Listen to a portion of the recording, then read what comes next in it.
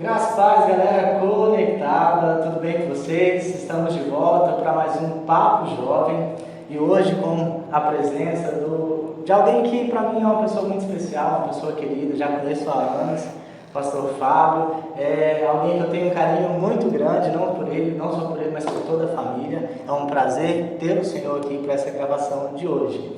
E o tema que a gente escolheu hoje é algo bem oportuno para a nossa data. Para a data de hoje. Há 503 anos atrás acontecia algo que de certa forma revolucionou a questão da religião no mundo. Estamos falando sobre a Reforma Protestante. Fica ligado que tem muita coisa aí que você vai aprender hoje.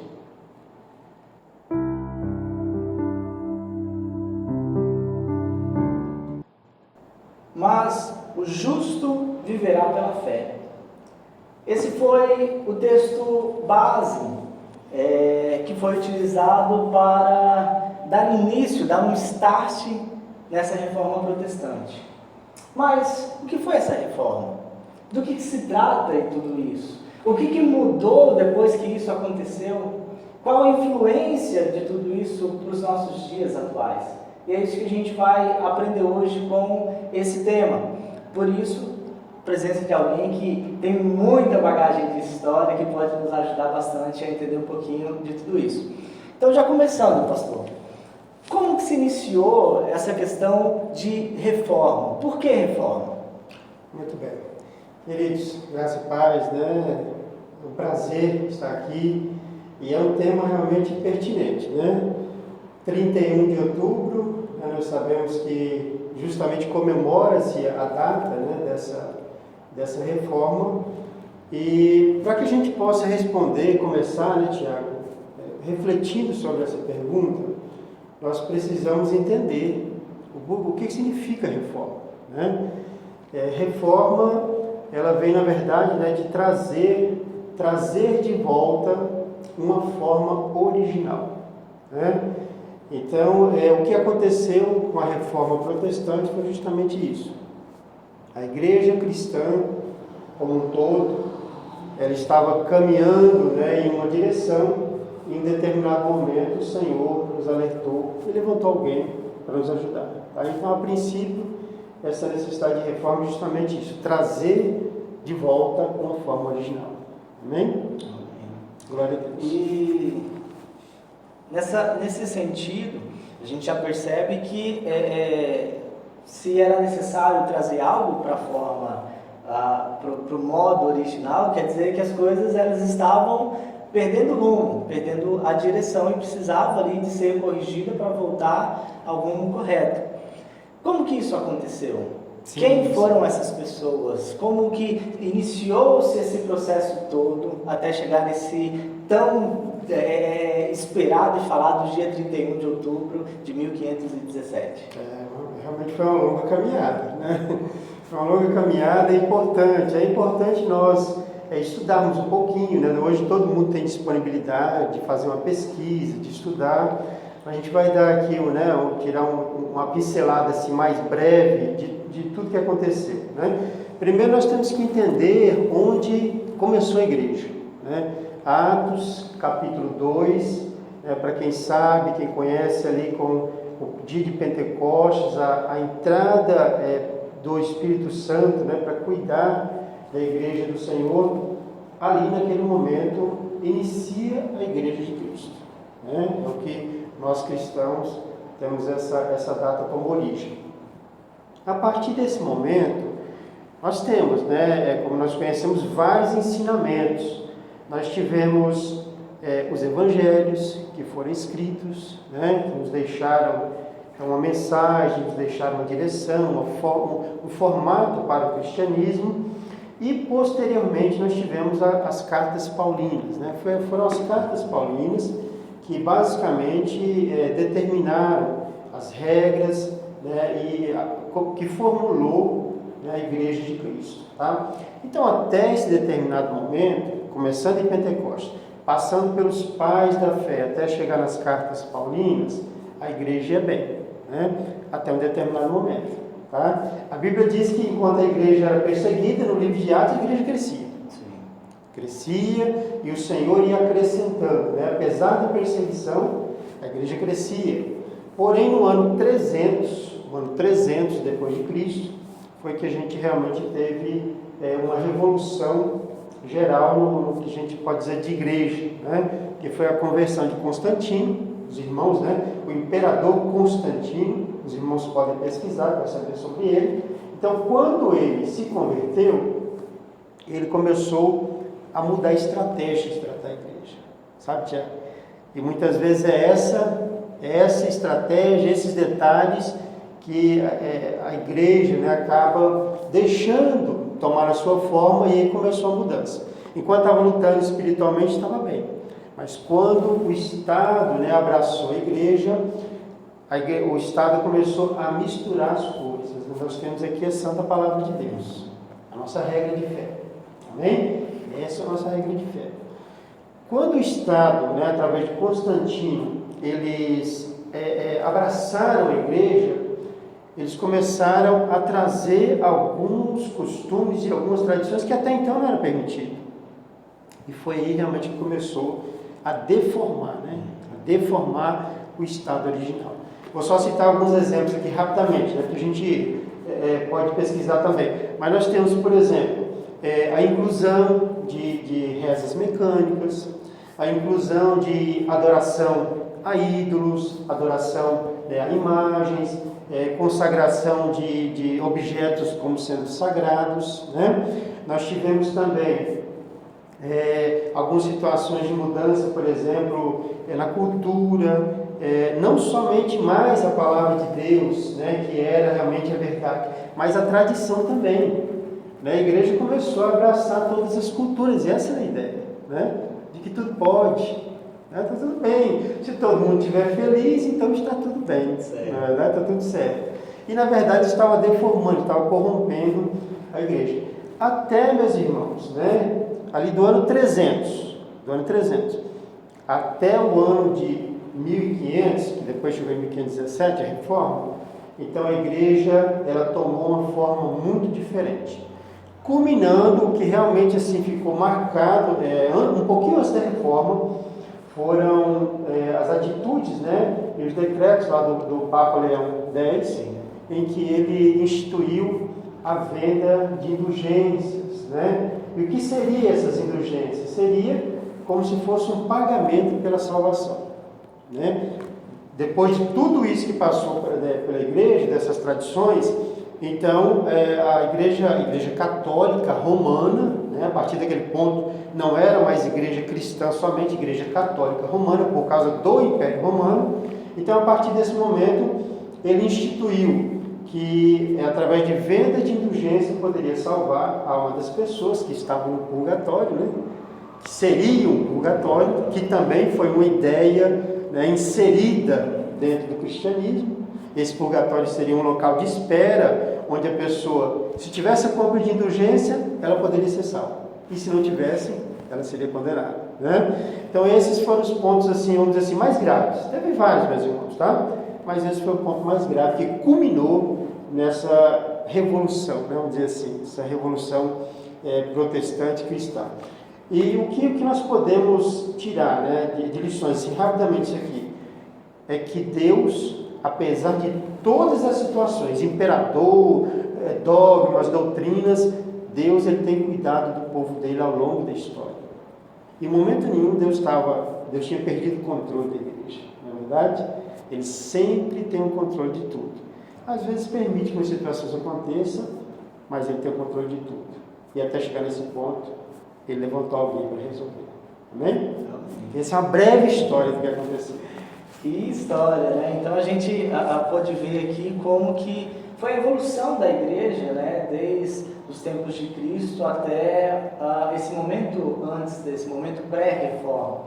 E a gente sabe que antes mesmo de se levantar Martinho Lutero, que é o grande nome que se coloca como a pessoa que concretizou a reforma, antes deles já haviam se levantado outras pessoas que já tinham essa crítica, né? Já faziam essa cobrança contra essas situações que foram colocadas aqui, com a venda de indulgências, com esse envolvimento da igreja com uma questão de política, Sim. O domínio ali da igreja sobre quem governava, quem deixava de governar. Então, já antes mesmo de Martinho Lutero se levantar para fazer esses questionamentos, outros reformadores, também chamados de reformadores, né, se levantaram para fazer essas mesmas críticas.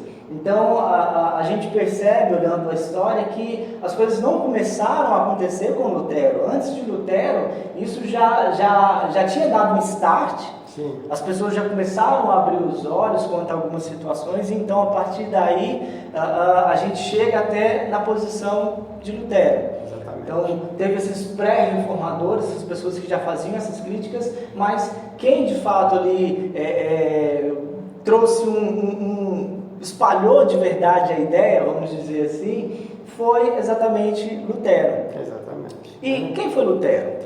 Bom, Lutero, como nós conversamos aqui, ele era um padre, né? Um padre da Igreja Católica Romana, na cidade de Wittenberg, na Alemanha. Então, uma cidadezinha do interior da Alemanha. Mas Lutero, além de ser um padre católico, ele também era um estudioso, ele era um teólogo. Por isso que a gente sempre fala, né? Tem que estudar, temos que continuar estudando, né? Se nós somos cristãos, né, defendemos a nossa fé, então nós temos que estudar, né? Temos que estudar a palavra de Deus em primeiro lugar e também estudar sobre a história, né? O que acontece na nossa história. E é bom para a gente entender. O Tiago falou aqui desses pré-reformadores e também colocou essa questão da igreja estar ligada com o Estado, né? Hoje não. Hoje uma das nossas regras, né, de fé do batista é que a igreja é independente do Estado, né? Nós não podemos misturar essas duas coisas, porque nunca termina bem, né? Então, mas nessa época era.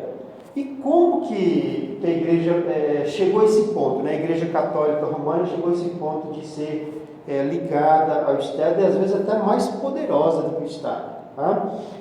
Nós temos que fazer esses estudos, meus irmãos, né? Jovens e irmãos, a gente tem que estudar. E a gente tem que fazer esses estudos de vários ângulos. Um ponto bom, e é por isso que eu gosto muito de estudar história, né? A gente tem que estudar o ponto de vista histórico, como tudo aconteceu. Certo. Lá antes da idade medieval era chamada idade antiga, né? A antiguidade. Então, onde era quem governava, vamos dizer assim, a terra, que eram os poderosos da terra, era Grécia e Roma. Acabou o Império Romano, e depois da queda do Império Romano é que a gente começa a história medieval. E é na história medieval que a Igreja Católica se une, né? Por quê? Acabou aquele grande império que tomava conta, vamos dizer assim, né, de praticamente toda a Europa. Então, as famílias ricas, os reis, as famílias ricas, eles ficaram separadas, né, no que na história a gente chama de feudo, né, os senhores feudais. E eles precisavam do apoio da igreja, porque não tinha mais um exército para protegê-los, né? Então, eles precisavam, e foi nesse contexto de precisar do apoio da igreja que na Idade Medieval, a igreja foi tomando o poder, foi se aproximando, foi tomando, né? E chegou ao ponto de ter. Era o senhor feudal poderoso, eram os nobres, os guerreiros, e a igreja católica como sendo a regra de fé. Então, juntava esses três poderes e dominava toda aquela região, tá? Então, por isso que a igreja se aproximou. Só que foi tomando parte tão grande do poder que chega em 1517, a igreja com o papado, né, com a instituição dos papas, era a instituição mais poderosa que tinha realmente, né? Então, quando falava que a pessoa estava condenada mesmo. E esses predecessores, né, do Martinho Lutero, o John Wycliffe, né? John Wycliffe e o Jan Hus. Isso, Jan Hus.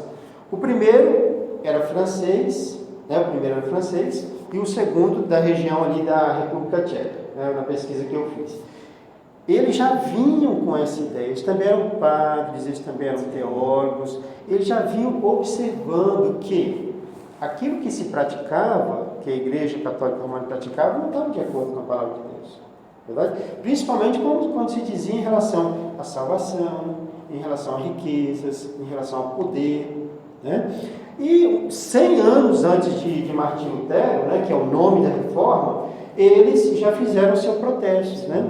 O primeiro, John, morreu. Posteriormente, ele foi tido como herege por causa das acusações que ele fez, né, contra a Igreja Católica. O segundo foi discípulo dele, que viu as ideias dele e deu sequência, né? E a Igreja Católica perseguiu, né, o Hans e queimou ele, né, como sendo um herege, e depois exumou o corpo do primeiro, John, também, e queimou como sendo herege, né? Porque, segundo a tradição da Igreja Católica, era para a purificação dos pecados. Ele tinha que queimar a pessoa, como se queimavam as bruxas, né? As bruxas antigamente. Então, queridos, foi assim que toda essa ideia chegou a Martinho Lutero. Amém? Então, esses foram os predecessores que levaram essa ideia até lá. Martinho Lutero, ele estudava tudo isso. Como padre, como teólogo, ele tinha essas informações. E ele tinha uma luta grande dentro de si, meus irmãos, sobre a questão da salvação. Como que Deus me salva? Se é por obra, se é por venda de indulgência, se é pela riqueza, como que Deus pode me salvar? Foi aí que ele encontrou na Bíblia, meus irmãos, na palavra de Deus.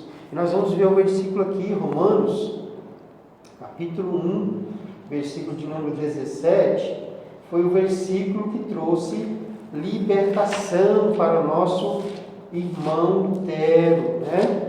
O versículo que ele leu, que fala justamente que o justo, ele é justificado pela fé. Diz assim: porque no Evangelho é revelada a justiça de Deus, uma justiça que do princípio ao fim é pela fé, como está escrito: o justo viverá pela fé. Então, a partir desse momento, ele teve libertação. Quer dizer, não é pelo que eu faço, não é pela compra de indulgência, não é pelo dinheiro. O Senhor me justifica pela graça, né? Então, foi isso que Martinho Lutero teve, essa revelação do Espírito Santo. Aí é o que diz lá também, Romanos capítulo 8, versículo 16, quando a gente é salvo, a Bíblia diz que o nosso espírito testifica com o Espírito de Deus que nós somos salvos. Ele teve essa paz de espírito, e aí ele foi lutar contra tudo isso. Ele fez uma pesquisa bíblica, estudou, escreveu 95 teses, e aí pregou esses 95 teses na porta da igreja de Wittenberg, Igreja Católica, né, com esse protesto contra esses dogmas e essas tradições da Igreja Católica que não estavam de acordo com a Bíblia. Tá? E por que ele pregou na porta? Porque na porta das igrejas antigamente era como se fosse um mural, né? Um mural de troca de informação. Né? Então esse é um pouquinho da história de Martinho Lutero. Né? Interessante, né? Ele era padre, era teólogo, era professor de teologia, né? Então era alguém que se dedicava ao estudo da palavra, alguém que conhecia bem o que estava dentro da palavra. Mas mesmo ele nesse estudo todo, ele levou anos até que de fato ele tivesse um entendimento, uma revelação do que a palavra tinha para a vida dele. E se você vai analisar a história, você vê que ele vivia em penitências, nessa preocupação, nessa dúvida sobre a salvação. Ele se martirizava, ele se flagelava por causa dessa busca pela salvação, mas ele não sabia como alcançar essa salvação em Deus. E ele achava que através desses ritos e tudo mais ele ia conseguir. E ele vivia nessa busca incessante até que de fato ele encontrou a verdade na palavra. Até que ele encontrou o que aconteceu ali, o que a palavra traz, que olha, não é por nada dessas coisas. O justo vive pela fé. E foi nesse momento que ele fez exatamente isso. Ele criou aquelas teses e ele falou, não, peraí, tem algumas coisas aqui que a gente está praticando, mas a Bíblia está dizendo isso aqui. E ele foi tecendo essas teses. E o fato interessante é que elas se espalharam muito rápido pela sociedade. Porque foi bem na época que se inventou a imprensa. Então aquela ideia de Lutero ele foi ganhando até conquistando espaço no meio da sociedade. E as pessoas foram entendendo o que ele queria transmitir ali. E com a imprensa foi duplicando aquela informação e ela se espalhou. E as pessoas começaram a conhecer, começaram a entender qual era a verdadeira ideia daquele protesto. Com que eles estavam protestando. E era justamente sobre esses fatos. Ele tinha vários pontos de oposição ali, que ele falava, não, peraí, na palavra está diferente. Não, mas peraí, olha, isso aqui não funciona desse jeito, olha, eu estou lendo aqui e as coisas não estão muito certas. Mas depois que ele fez isso, ele ali colocou as suas teses na mesa, teve vários julgamentos contra ele precisou, diante da igreja, defender as suas teses. Na verdade, ele não precisou nem defender, ele foi convocado para que ele renunciasse tudo que ele tinha dito, né? E depois de tudo isso, ele não renunciando, ele foi excomungado da igreja. Foi considerado também como herege depois, mas se refugiou, né, na Alemanha, lá conseguiu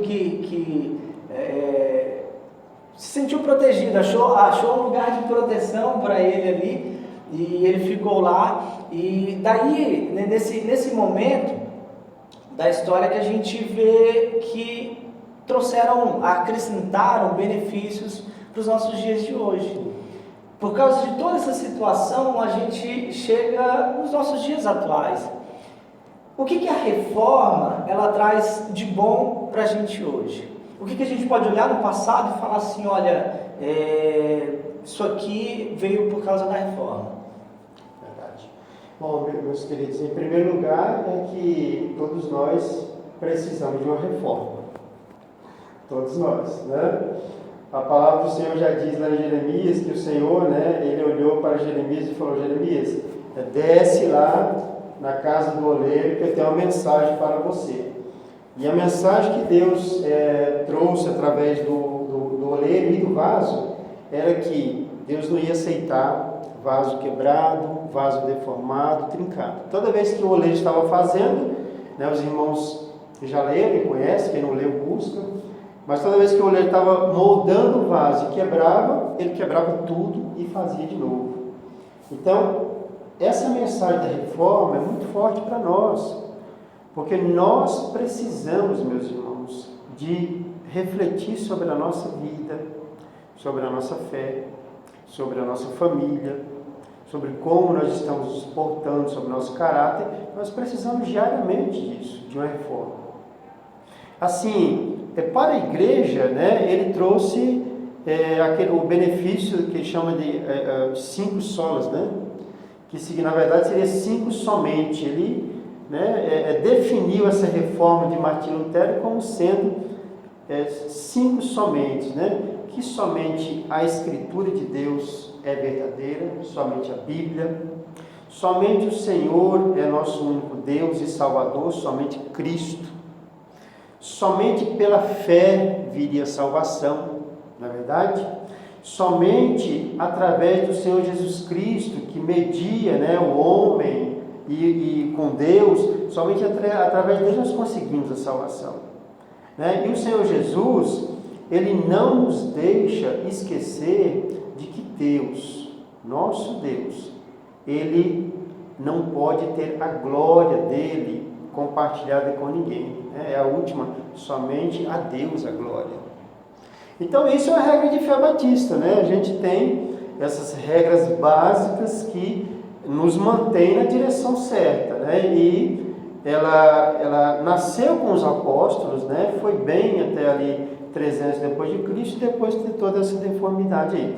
Então, queridos, para nós atualmente, para a nossa sociedade, nós temos que estar atento com isso, Tiago, né? Para a nossa vida e também para a nossa igreja. Hoje nós temos, né, várias denominações, nós temos, né, denominações que são consideradas tradicionais, nós temos denominações pentecostais, nós temos neopentecostais, né? Todas essas denominações nós temos. E o que nós temos de colocar à luz da palavra de Deus é isso. Se a nossa fé, a nossa atitude, o modo de ser, nós como igreja, nós estamos agindo conforme a Bíblia ou nós precisamos de uma reforma? Não é verdade? Porque se precisamos, então começa de nós.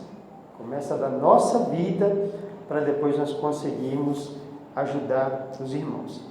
Às vezes a gente olha para essa reforma protestante e nós imaginamos, né, que nesse período que a igreja chama de Idade das Trevas, né, período medieval, que a Igreja Católica, né, fez o que eles quiseram fazer. Na verdade, não fez o que eles quiseram fazer.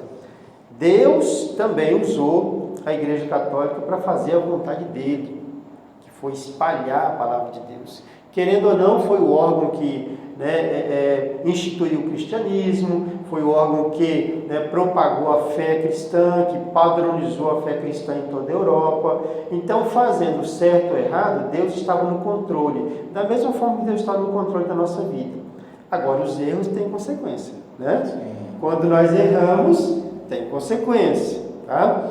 Então, nós precisamos agir corretamente, buscar entender a palavra de Deus, andar conforme a palavra de Deus, para que nós não precisemos, meus irmãos, muitas vezes desfazer, né, o que Deus desfaça todo o nosso ser e refaça novamente.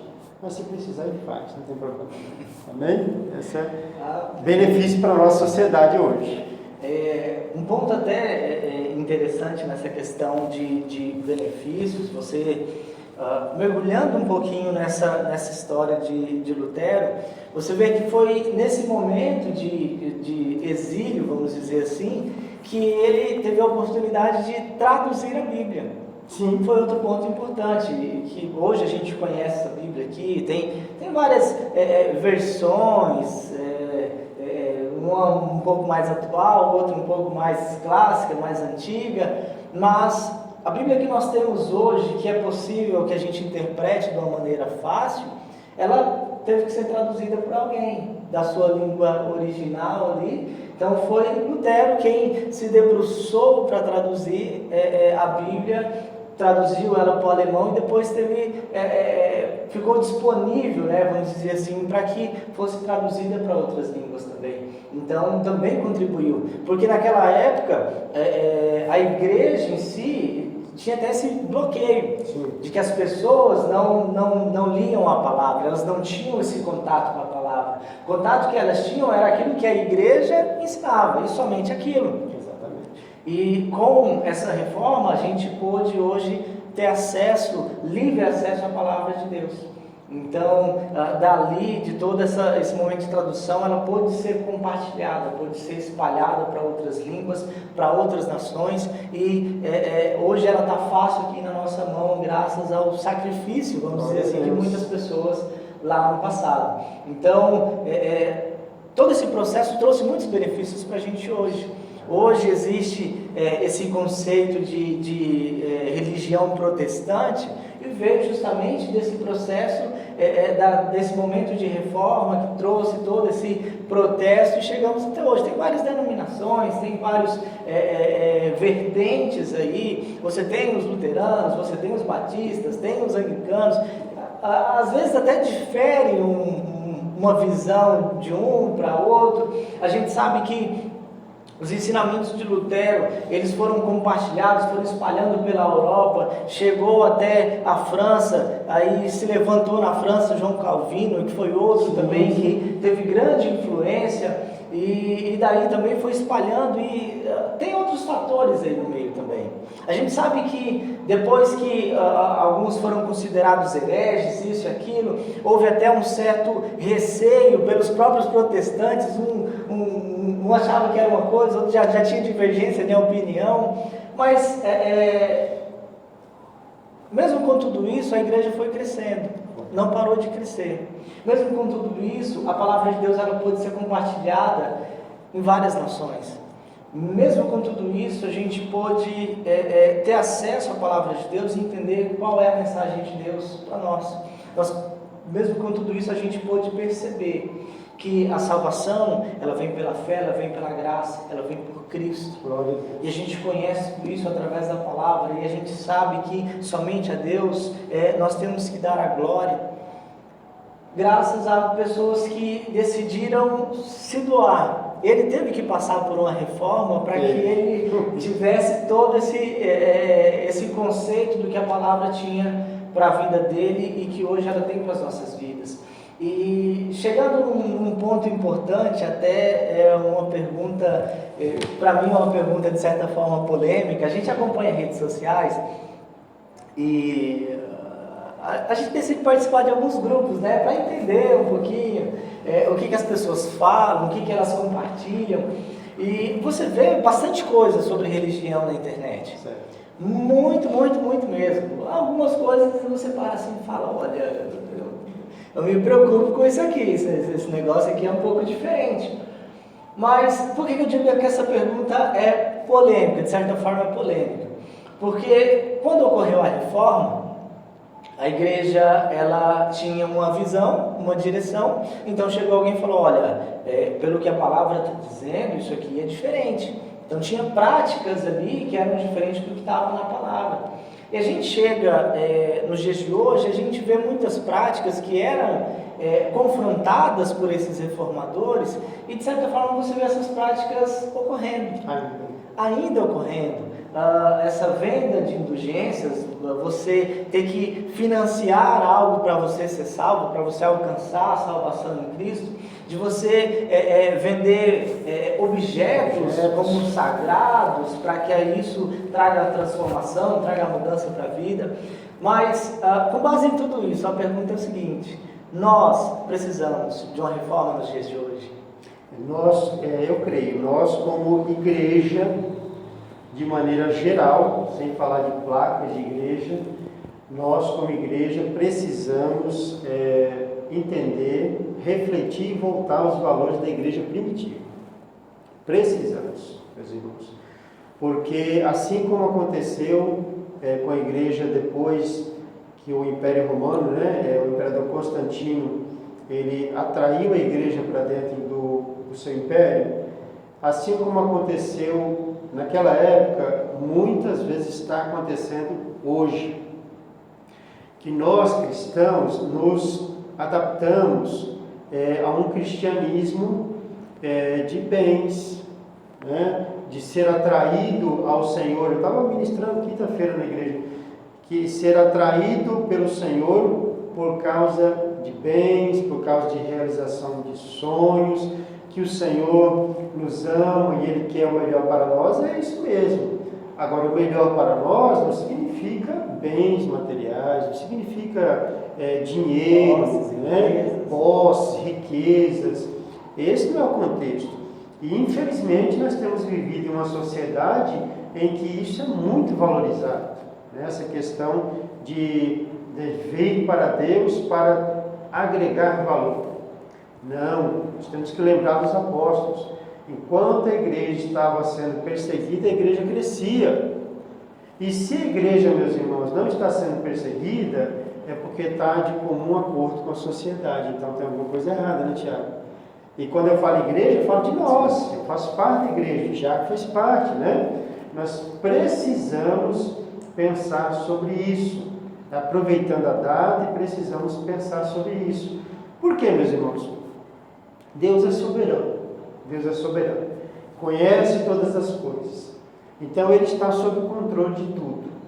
É melhor a gente pensar agora, se arrepender, daquilo que a gente está fazendo de errado e começar a fazer certo, do que depois ser corrigido de uma forma mais severa pelo Senhor, Como diz o velho ditado aí fora: ou vem pelo amor, ou vem pela dor, E nós, como igreja, como filhos, nunca vamos deixar de ser filhos, E a Bíblia diz lá em Hebreus: qual é o filho que o pai não corrige? Não é verdade?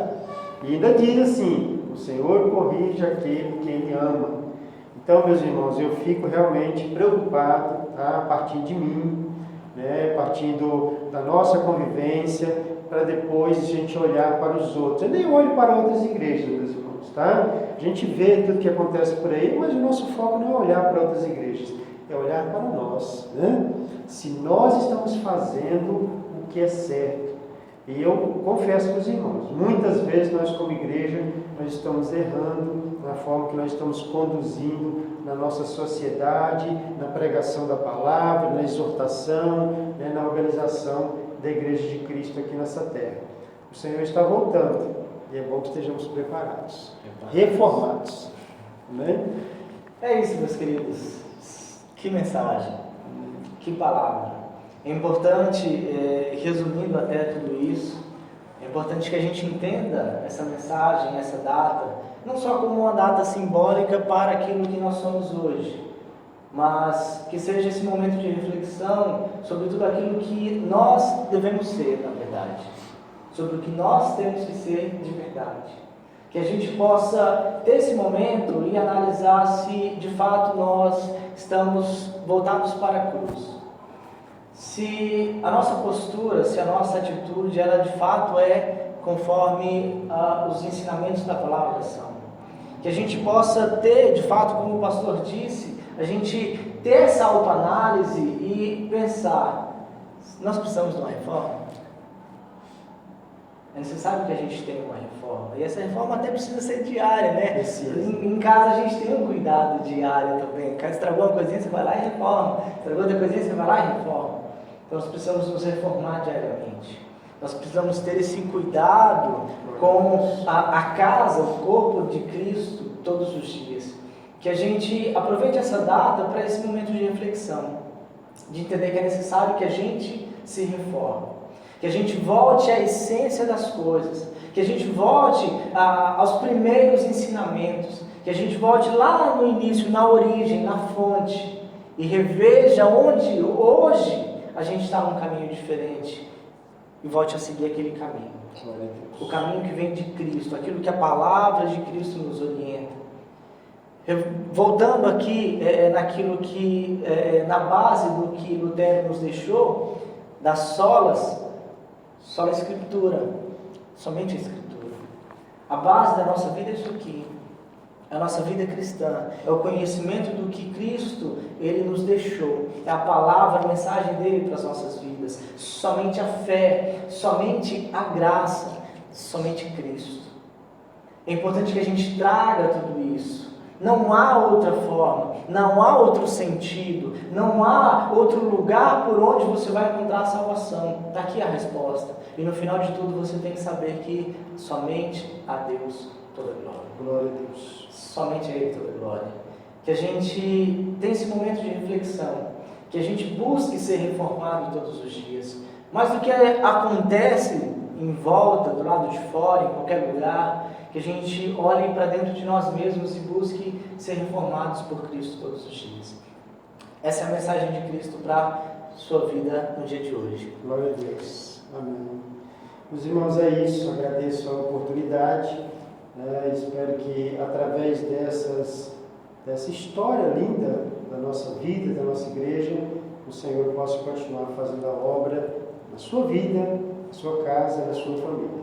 Deus abençoe a sua vida em nome de Jesus. Amém. Onde você está, feche seus olhos, vamos ter um momento de reflexão na presença do Senhor, que a gente tem a oportunidade agora de abrir o nosso coração diante dEle e pedir para que Ele olhe aonde precisa de fato uma reforma nas nossas vidas e que Deus Ele possa confirmar no coração de cada um de vocês aonde Ele precisa reformar dentro de vocês. Meu Deus e meu Pai, eu te louvo, Jesus, e te agradeço, Senhor, pela Tua presença. Te agradeço, Senhor, pela Tua palavra, Pai, que foi ministrada, Senhor, aqui na data de hoje, Jesus. Obrigado, Senhor, por toda essa história, Senhor, do Teu povo, da Tua igreja, Jesus, até os dias de hoje, Pai. Senhor, que neste momento a gente venha refletir, Senhor, sobre como nós temos, Pai, de repente nos desviado da fonte. Como de repente, Jesus, nós temos, Pai, saído, Senhor, dos trilhos da Tua palavra, nos desviado, Senhor, da essência que é, Jesus, o Teu ensino, o Teu Evangelho, Pai. Glória a Deus. Senhor, que neste momento, Jesus, confirma, Pai, nos nossos corações, dá-nos clareza, Senhor, de onde nós precisamos ser reformados. Em nome de Jesus. Que a Tua palavra, Senhor, ela possa vir, Jesus, e trazer a transformação para as nossas vidas, Pai. Que o Senhor possa falar, Jesus, aos nossos corações. Que o Senhor possa falar, Senhor, a cada um que está hoje, Senhor, escutando, Pai, essa mensagem. Que a Tua palavra, Jesus, ela traga transformação a cada um deles, meu Deus. E que nós venhamos a viver a verdade da Tua palavra todos os dias. Nós venhamos, Senhor, a viver, Pai, a verdade dela todos os dias, a saber, Senhor, que é somente pela fé, que é somente, Senhor, pela graça, que é somente, Senhor, por Cristo, Pai, que é somente, Senhor, através da palavra, que é somente a Deus toda a glória. Só em Ti, Jesus, está a salvação das nossas vidas.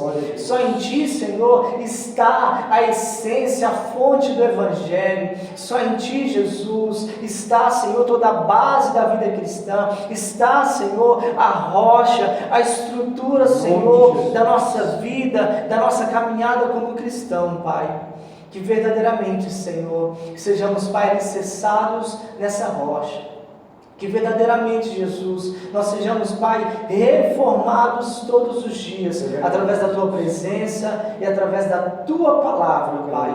Senhor, eu Te agradeço. Eu Te agradeço, Senhor, por nos ensinar, Senhor, mais uma vez, Pai. Porque a Tua palavra, Senhor, ela se renova todos os dias, Senhor, nas nossas vidas. Obrigado por nos dar, Senhor, mais um ensinamento, nos trazer a novidade da Tua palavra hoje, Pai.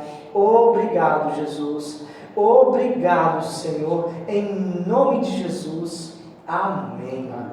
Amém, meus queridos. Que Deus abençoe a vida de cada um de vocês. Que Deus ele possa confirmar, falar. Que Deus possa trazer a mudança a cada coração. Deus abençoe a vida de vocês e até o próximo Papo Jovem.